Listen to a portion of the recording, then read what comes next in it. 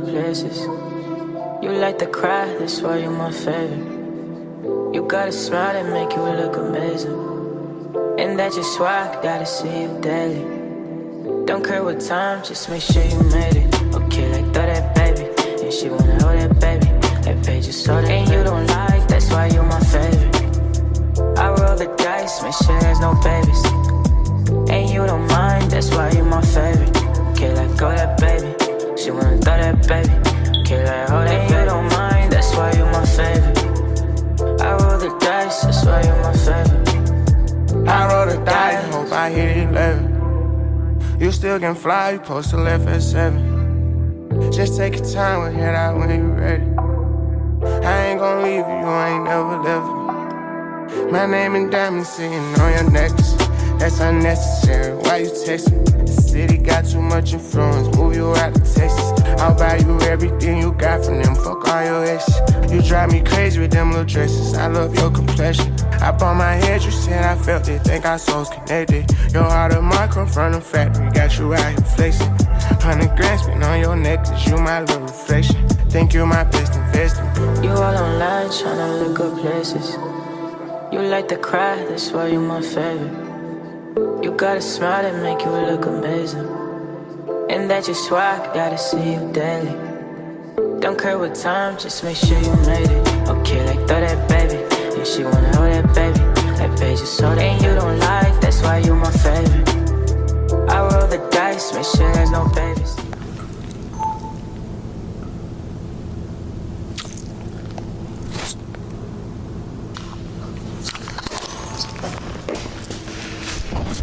What's up, you guys? Welcome back to another motherfucking episode of the Black Girl Overthinking podcast.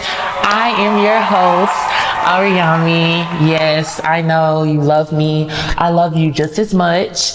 Some of you guys may know me as Ray, like the ray of sunshine that comes and brightens up your life, which from some of y'all am I overthinking or what questions I can tell you deeply need. But anyway, girl, we really be out here almost flatlining over a good morning text and somebody's emotionally unavailable son. Like, we will sit in silence and overthink ourselves into oblivion and then blame our whole existence on why he ain't text back yet. Why are we doing this to ourselves?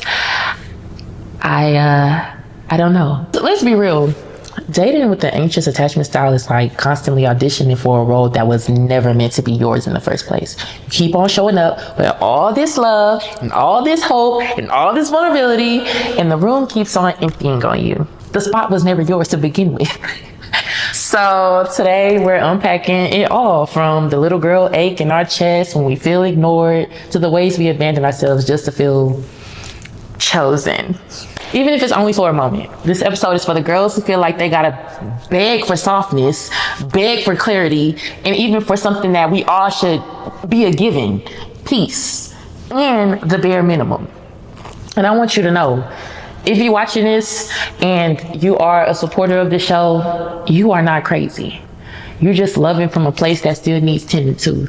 But after today, we reclaiming our nervous system back. We relearning what safe love feels like.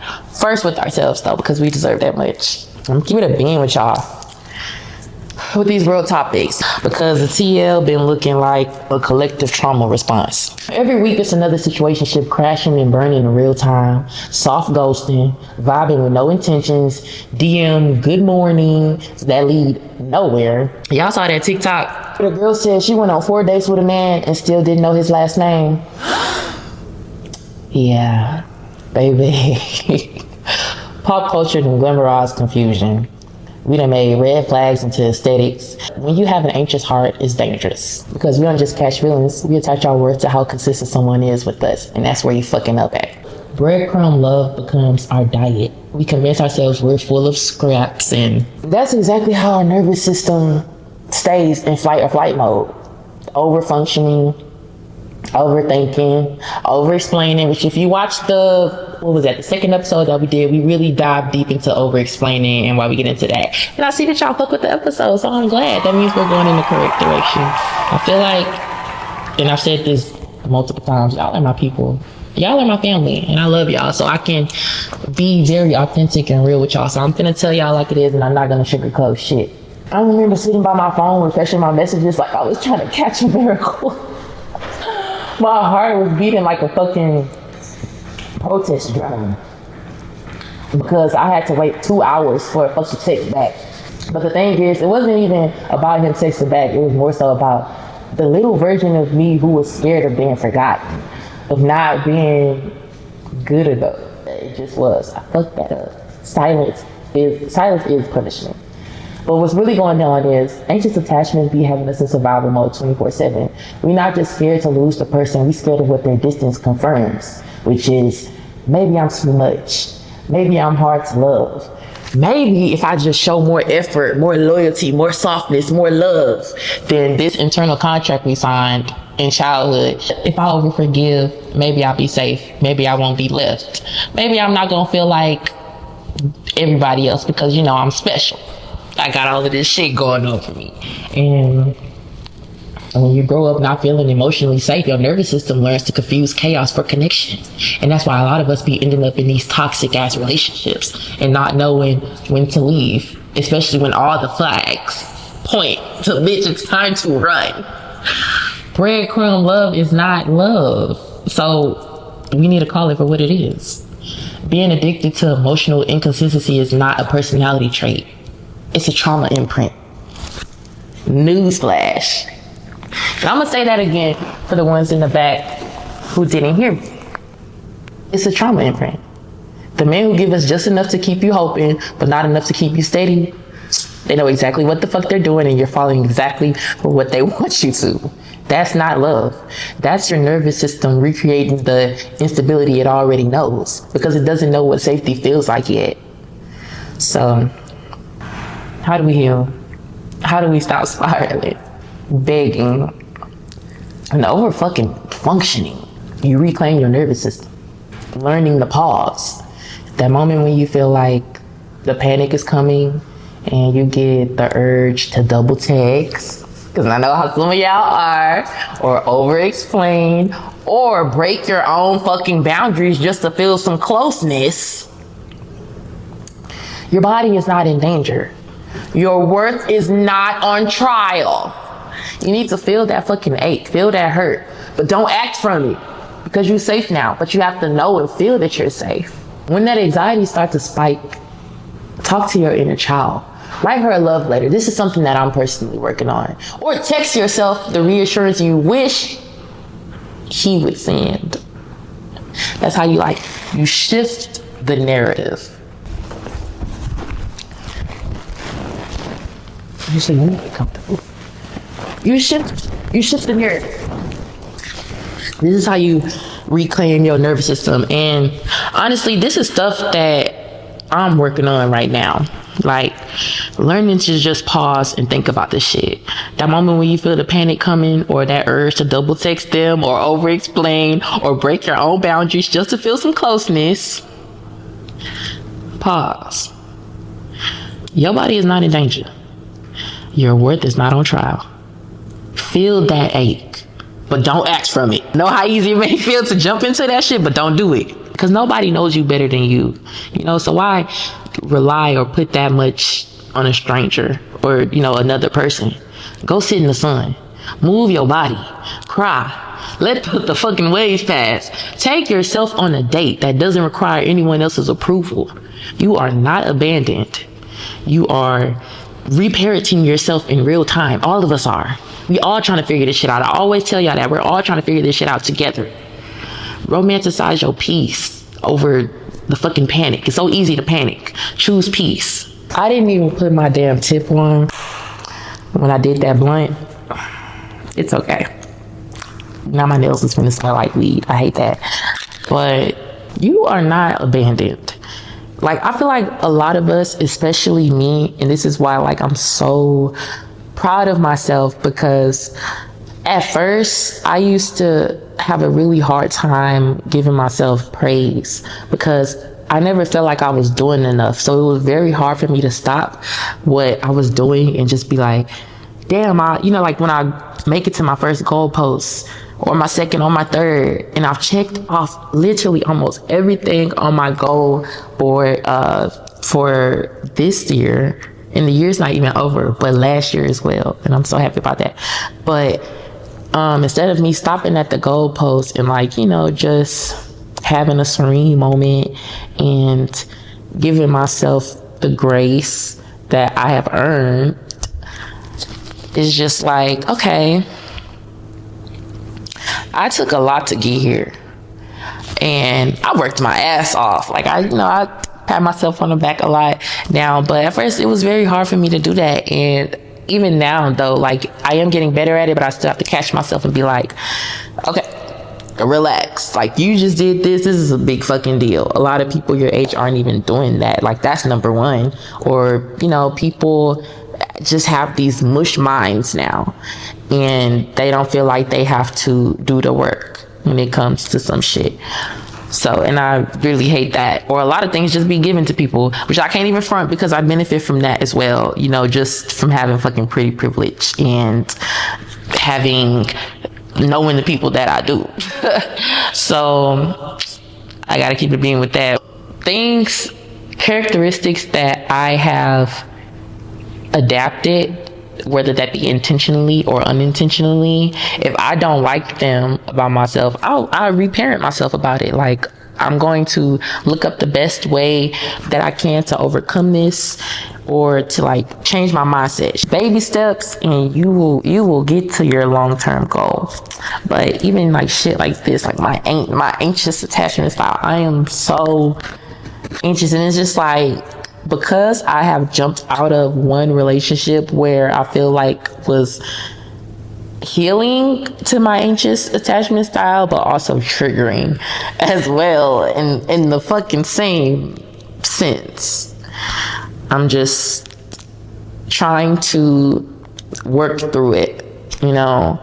I don't like when it's so evident. It's like sometimes I catch it if my friends call it out, of course.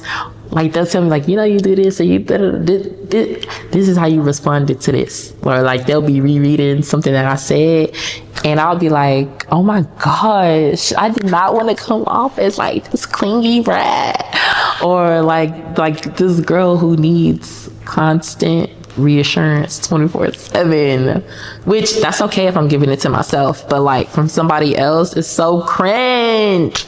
Cause why did I do that? Because I want it. But I'm trying to go through that though. When it comes to the people that you're in a relationship with, they really get to learn you, and they have this advantage because it's not like, you know, like when your mom is learning you and knowing what kind of person it is that you are, just because of them spending every single day of their lives with you, and, you know, having that connection. But it's like, this is a different level. It's more intimate and more personal, a different kind of love, and someone just sees you in a different vision or out of different spectacles than the person who loves you, that is your family. At least me. Let me say me. Like, I do want to be comfortable, but I don't want them to think like illy of me on purpose. If you're gonna think something weird about me or think something like crazy about me, I would much rather you like form that opinion yourself than me tell you. Like, I would rather you gather that yourself on your own, just how you've been like spending time with me or things that you've been observing about me. Cool. But I don't want you to like see that purposefully from me on accident. So I want to like keep, like, I don't know, hopefully this is making sense and y'all keeping up with me, but I want to keep it cute. Like, I don't want to be toxic on purpose to you or do some toxic shit like on purpose. Like, if anything, I want you to notice that and then bring it to my attention so that I can fix it, but also in a healthy way, in a healthy manner, please. Because it's not always about what you say, it's how you say it. A lot of people need to remember that. That's like basic. Basically, I said all of that shit to say you reparenting yourself in real time and just like give it more grace. We've been raised to think that love is supposed to hurt a little, and that if that's not the dynamic, or if that's not the situation, then that's not really love. And that is the most farthest thing from the fucking truth. And I really wish that more people got that and got it on the first try. They didn't have to go through all of that fucking pain and suffering and healing and realization. Like, I just wish it was, for lack of better words, clean, straight through, just clean, easy. But it's not. Another thing that goes along with us supposed to thinking that love is supposed to hurt a little is that also, if it's not dramatic, then it's not real. And that's why you have so many pick-me's now. That shit is annoying. And it can be dramatic in a healthy, like, beautiful way. But the way that it's been exhibited these days, everybody just wants some attention. Like, they just want to feel like they have the it factor. Or the, I'm special enough to get treated like this. Self-validation. But validation from other people. If it ain't dramatic, it ain't real. But I want you to start turning towards consistency and stability. The kind of love that don't make your heart race out of fear, but out of joy. Because that shit exists. And when you finally do get your first glimpse of a love like that, it resets your nerve system. And it helps bring you down to this, what could I say? It helps bring you down to like this level of just security. And also being in love like that, it helps you to have more peace for yourself. Like when your partner is reassuring those kind of things over you, that makes you want to be gentle with yourself. Because it's like, if you see me worthy of this much love and affection and thoughtfulness, then like, why wouldn't I see myself with all of that as well? It's like, thank you for helping me to see that. Everybody's relationship is not like that. And I do be forgetting that. I'm not gonna lie with y'all. Sometimes I do be like thinking of closed-minded. But I don't know if that's the right word that I should be using. But like, for example, my friends, well, this is just some things though, but my friends will tell me like some things that happened to them in like their previous relationships, or like, I can't even say now, actually. Yeah, some things that are happening now. And sometimes it will be hard for me to like grasp or connect with them on some things, because I've never had that issue, or that's not something that I have went through. So it just be hard for me to be like damn, give you some advice, because it's just like, what? I be trying to put myself in their shoes. Like, okay, if I was, but then I don't know. I'm trying to get better at that, because I do come off as like judgmental at some things also because of that reason. Because it's like, I do not know what you're talking about. I don't know. I wouldn't know how to get myself out of that situation, because I would never put myself in a predicament to be put in that situation, So I just be learning, and I be shook. That most of all, I just be shook. And that's also why I love my friendships as well, because we are all so different. Like, we truly all come from a different background, but that is what equally helps us ground each other as well. And I don't know why it's like that. It's weird, because we come from these fucking different backgrounds. It's like, how are y'all able to connect so well with each other that you ground each other and you help each other feel heard and seen, very reassuring, very loving, very compassionate, very sweet, very dramatic, a little crazy, a little side eye, like, you are 2 steps away from being in a rehabilitation center. But I'm gonna let you make it because I love you. Some of my family members are like that too. But no, that's so beautiful. I love that we can all come and like be there for each other, even though we do have these diverse lives. Or we've had like a lot of the same childhood experiences. We all love Hannah Montana. We love Disney down. We love fucking Proud Family, Tinkerbell, like all the real cutesy shit. The Bratz doll, y'all know I love. Y'all know how much I love my Bratz dolls. Look at me. I embody a Bratz doll. How could I not love them? It's not even just about like relationship stuff, because like I said, a lot of like our traumas and our shit, they all stem from fucking childhood shit.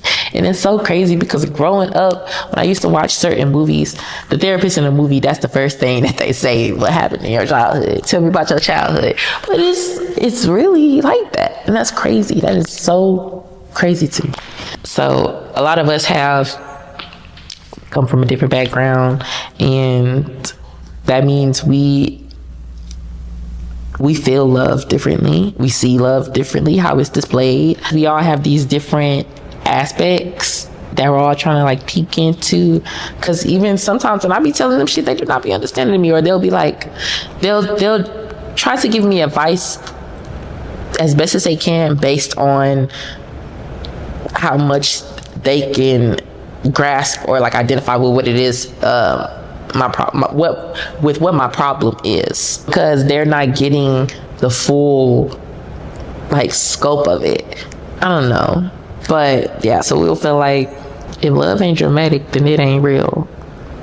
Like you gotta do this or you don't love me. Like, do y'all be seeing those posts, which shamelessly I do be reposting on my Instagram story? Do y'all be seeing those posts where they be like, how I'm supposed to know you love me if you don't show up to my house with some flowers? How I'm supposed to know you love me if you don't leave me a stack just randomly just cause? How I'm supposed to know that you think about me if you don't blow my phone up 24/7? How I'm supposed to know that you love me if you don't text me every day, all hours of the day? It's getting a little fishy. But that's not realistic. And I want you to start turning toward consistency, stability, the kind of love that'll make your heart race out of fear, but out of joy. Peace is not boring. It does come off as boring sometimes, I'm not gonna lie.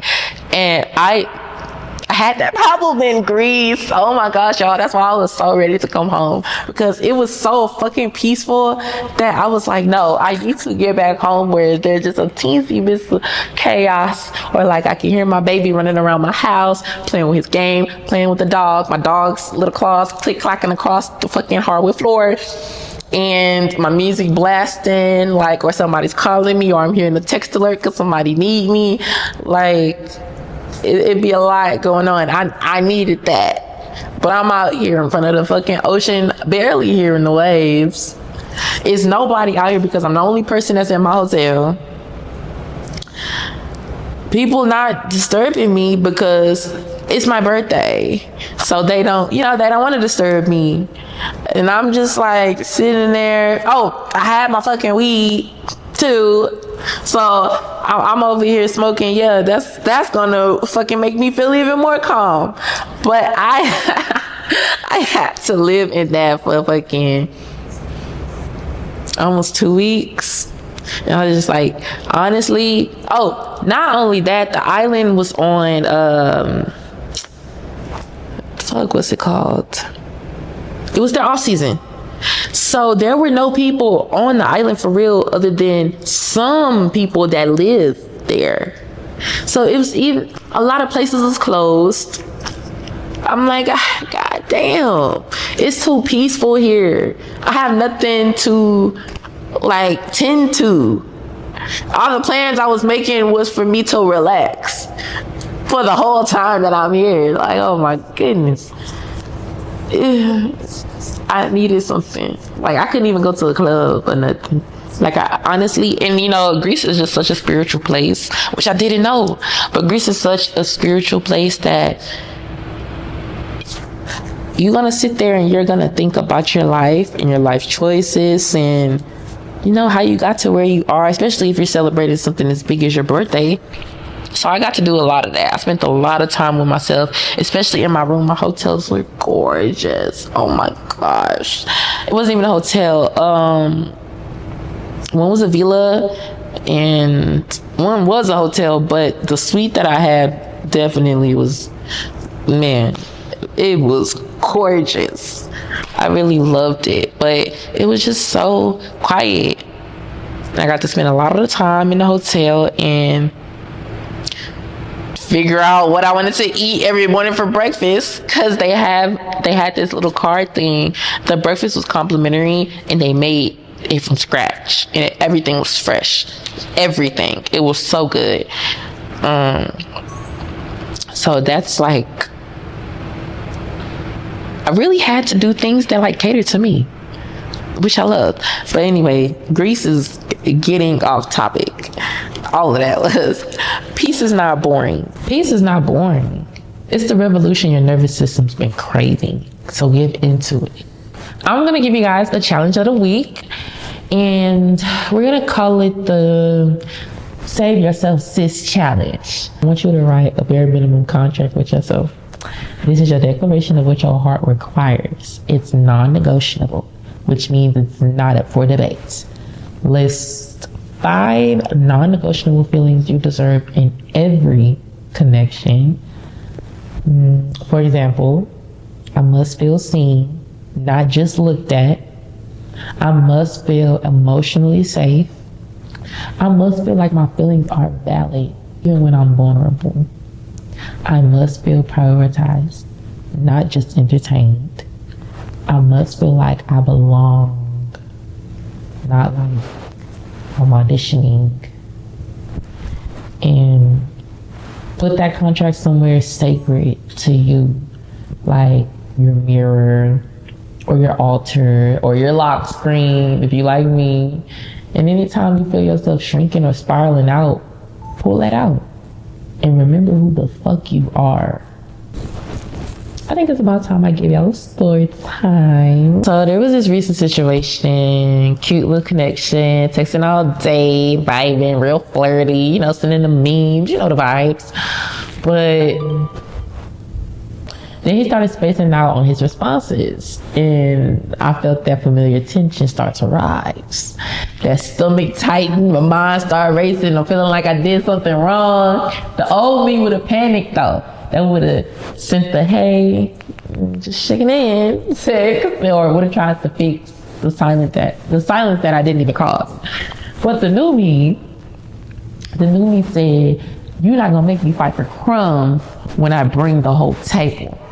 So I closed the thread and I put on my soft dress. I took my baby to the park, spent some time with my bestie, laughed, breathed. Like, girl, I really almost had myself in the trenches behind a man who ain't even know how to spell reciprocation. So the growth is there, and I'm very proud. I felt myself start to go there, but I was like, nah, and you don't deserve that, so I'm not gonna deal with it. Anyway, we're gonna get into my favorite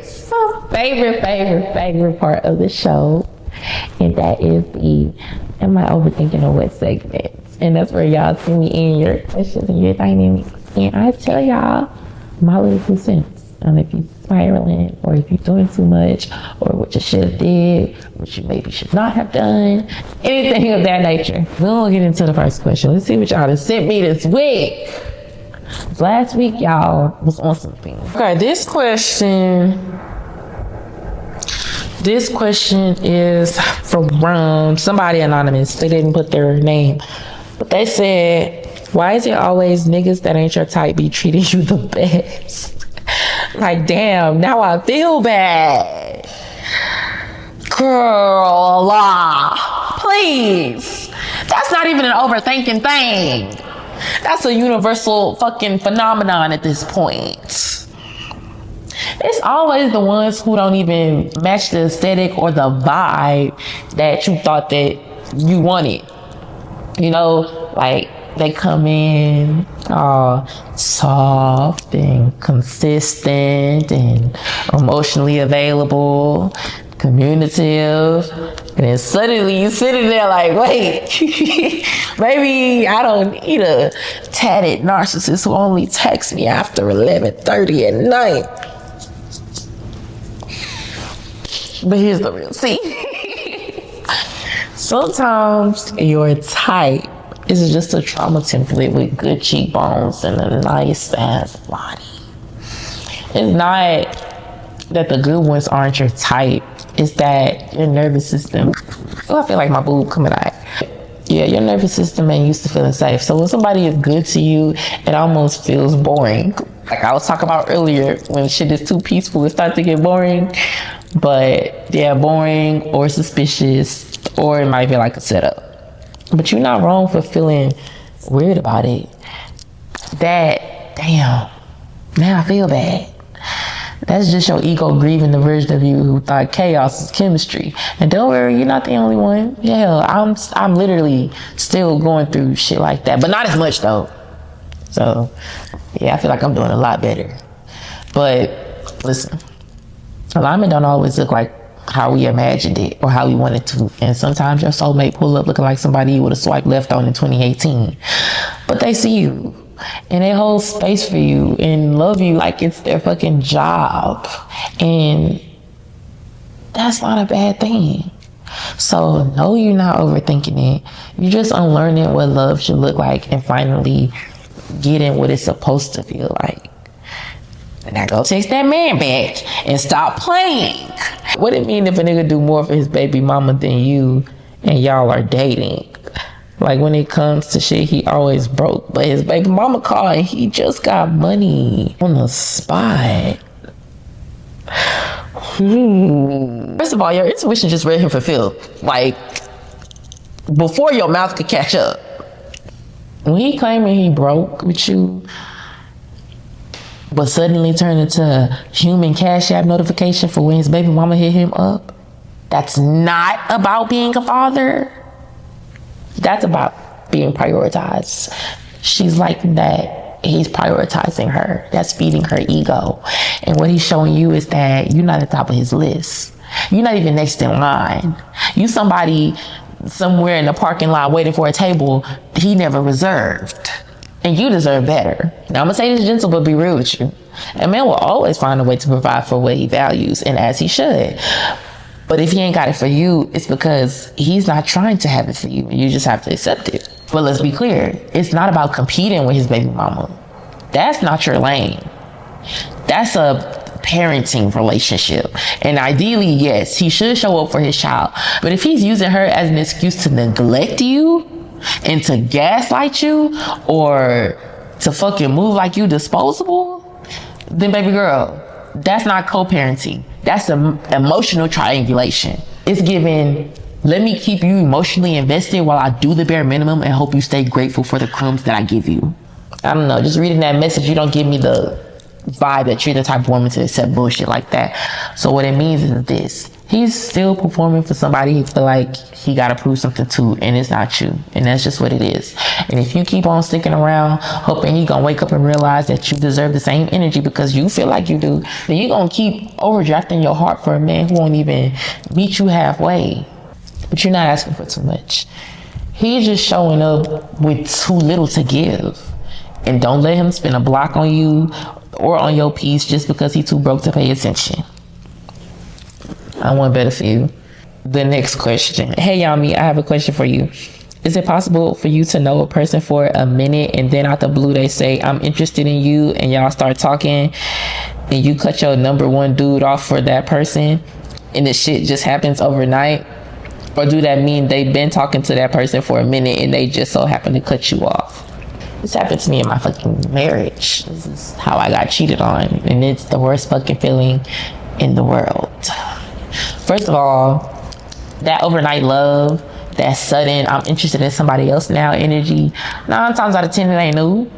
That was a soft launch. You just caught on to it. What you saw was the trailer, but that movie been in production. It's very rare that somebody just wake up one morning and develop some deep interest in a whole new person with no prior seeds planted. Believe me, baby, it does not work like that. So if he moved on quick and he cut you off like a subscription trial, then he was already emotionally clocking on to that girl while still clocked in with you physically. Sometimes people keep folks in rotation as placeholders, just to feed on to their fucking ego until the option that they really want give them the green light. Like, yeah, come reel that in. I'm ready for you.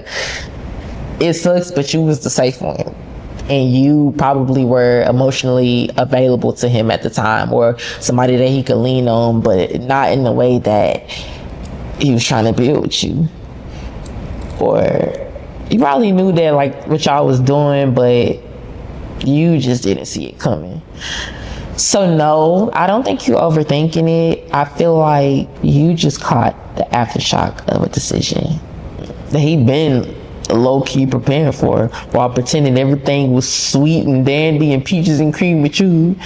That confusion that you feel, that's the betrayal. And it's dressed up like it just happened fast. Like, nah, it happened sneaky. And you need to call a spade a fucking spade. Be real. Let his ass go.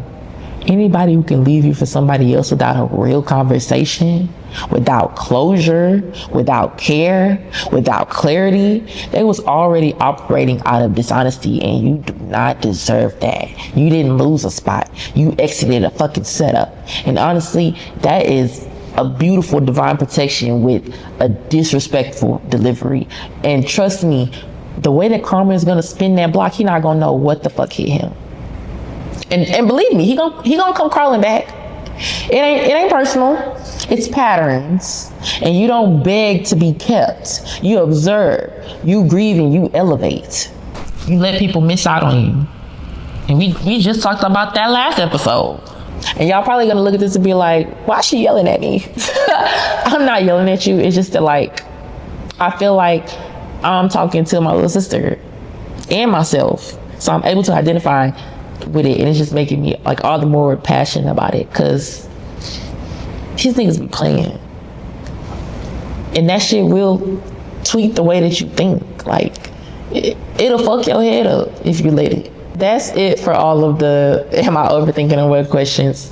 Again, if you guys want to send in your am I overthinking or what questions, you can feel free to DM me on any of our social media channels, whether that be Instagram, Twitter, TikTok, Facebook, YouTube, all of those. We just don't have a Snapchat. You can call me. I do want y'all to start calling me. I'm going to say this every episode until y'all start sending in them fucking DMs. I mean, stop sending in those DMs and start sending in some voicemails. Stop being shy. That's how you can send in your am I overthinking or what questions, and it may be featured on the next episode. I might have to get you together. So there's that. My top keep just having its own little plans for this episode, but we're not going to let her ruin it. Even though, you know, she's kind of like the star of the show. Let's give thanks for the you who keeps choosing love, even when it's scary.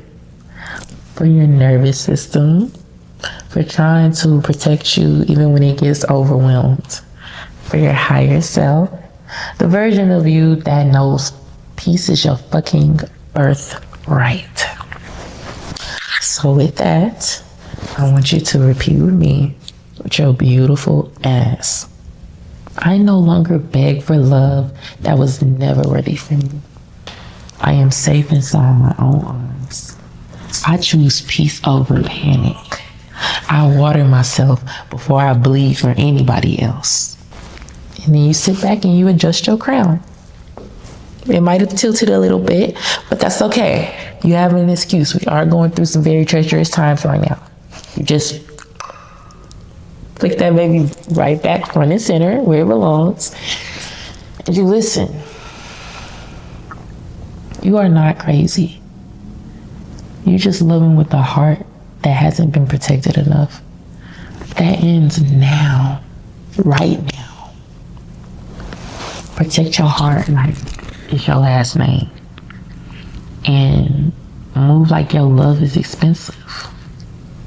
Out of this world. Just like you. Let peace be your new standard. Not the prize you gotta earn. Healing your attachment style is not about becoming cold or distant or mean. Or sometimes you do gotta be mean so motherfuckers can listen. It's about becoming clear. Because the healed version of you, the one who doesn't chase and don't beg nobody for shit and doesn't spiral behind silence, she gonna be a dangerous motherfucker in the most divine way. And you are not too much. You the whole ocean. And I love you. And I care about you. And I am so thankful for you tuning into today's episode. But until next time, keep on overthinking with intention, baby. And just make sure you overthink your worth and not your wounds. I love you guys with all of my heart. And I can't wait to see you in the next episode. If you feel like this video or just this podcast in general could help anybody that you know, whether that be friends, family, or foe, send them the link, ho. Love you. Peace out.